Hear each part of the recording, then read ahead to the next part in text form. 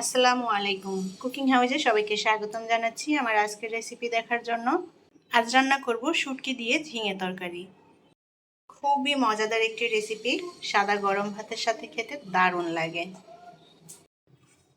আমি এখানে মাঝারি সাইজের 5টা ঝিঙে কেটে নিয়েছি। ঝিঙের খোসাটা ছাড়িয়ে ভালোভাবে ধুয়ে তারপরে এইভাবে চিকন চিকন করে কেটে নিয়েছি।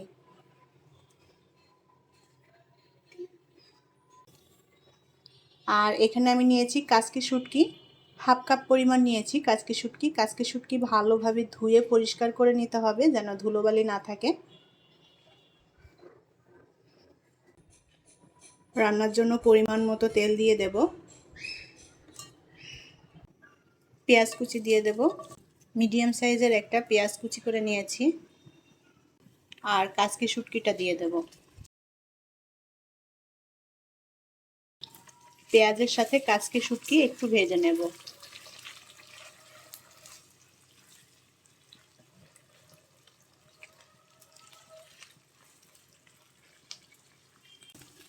রসুন বাটা দিয়ে দেব 1 চা চামচ।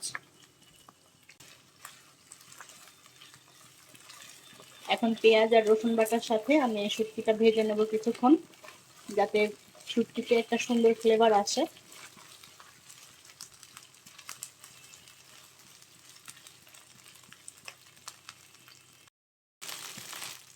শুটকি আমি 2-3 মিনিট ভেজে নিয়েছি পেঁয়াজের সাথে। পানি দিয়ে দেব কিছুটা। এখন এর মধ্যে গুঁড়া মশলাগুলো দিয়ে দেব। আমি এখানে লবণ, মরিচের গুঁড়া, ধনিয়া গুঁড়া, জিরা গুঁড়া, হলুদ গুঁড়া নিয়েছি। আর সব মশলাটাই পরিমাণ মতো নিয়ে নিতে হবে, যতটা তরকারি রান্না হবে সেই অনুপাতে।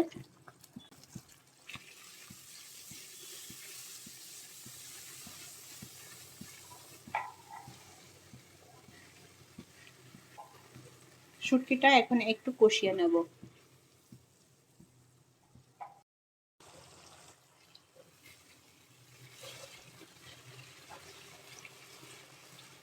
মশলাটা ভালো করে কষিয়ে নিতে হবে, আর মশলাটা ভালো কষানো হলে খেতেও ভালো লাগবে তরকারিটা।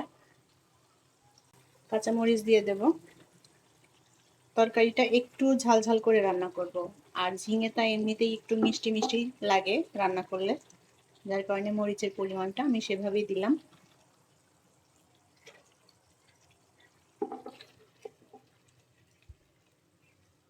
আমি শুকনো মরিচ, কাঁচা মরিচ দুইটাই দিয়েছি। এখানে যে কোনো এক ধরনের মরিচ দিয়েও রান্না করা যায়, তবে কাঁচা মরিচ দিয়ে রান্না করলে বেশি টেস্টি হয় এই তরকারিটা। শুকনো মরিচটা দিয়েছি জাস্ট কালারের জন্য, কালারটা ভালো আসে, দেখতে ভালো লাগে।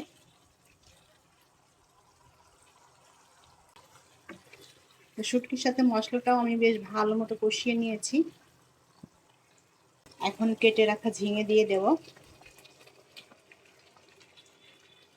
ঝিঙেগুলো আমি লম্বা চিকন করে কেটেছি, এটা যে কোনো সাইজ করে কেটে নেওয়া যাবে।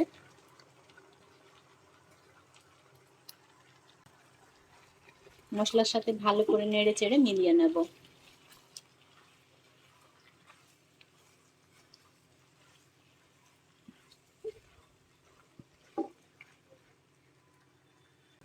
ঢাকনা দিয়ে কিছুক্ষণ ঢেকে রান্না করে নেব।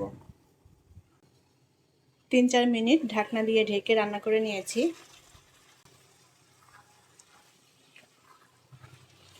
ঝিঙে অনেকটাই কমে এসেছে। আমি কিন্তু এই রান্নাতে আর কোনো পানি দেব না, ঝিঙে থেকে যে পানিটা বের হবে এই পানিতেই রান্না হয়ে যাবে। আর একটু ভেজা ভেজা ঝোল ঝোল রাখবো। ঝিঙেটা তাড়াতাড়ি সেদ্ধ হয়ে যাবে, এখানে আলাদা করে আর কোনো পানি দিতে হবে না। এখন উল্টাপাল্টা করে ভালো করে নেড়ে কষিয়ে নেব। ঝিঙে থেকে অনেক পানি বের হতে শুরু হয়েছে, এই পানিতেই ঝিঙে রান্না হয়ে যাবে।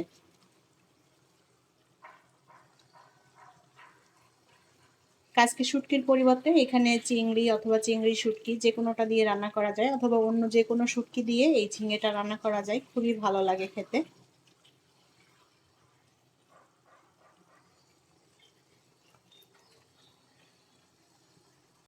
তরকারিটা একটু উল্টাপাল্টা করে নেড়ে দিতে হবে যেন ঝিঙে ভালো মতো সেদ্ধ হয়ে যায় সব দিকটাই সমানভাবে।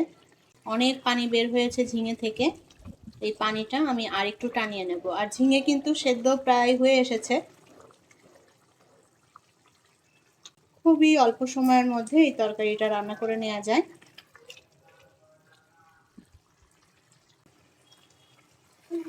শুটকি দিয়ে ঝিঙে রান্না করা হয়ে গিয়েছে। আমি এরকম একটু ঝোল রাখবো, ঝোল ঝোল রাখলে খেতে ভালো লাগবে। এখন তরকারিটা নামিয়ে নেব। আজকে শুটকি দিয়ে ঝিঙের এই তরকারিটা আমি সাদা গরম ভাতের সাথে পরিবেশন করেছি। সাদা গরম ভাত দিয়ে খেতে দারুণ মজার এবং টেস্টি। গরমের সময়টাতে ঝিঙের এই তরকারিটা শরীরের জন্য উপকারী, শরীর ঠান্ডা রাখে, আর এটা খেতেও অসাধারণ। আশা করছি ভালো লেগেছে আমার আজকের রেসিপি ভালো লাগলে প্লিজ ভিডিওটি শেয়ার করবেন।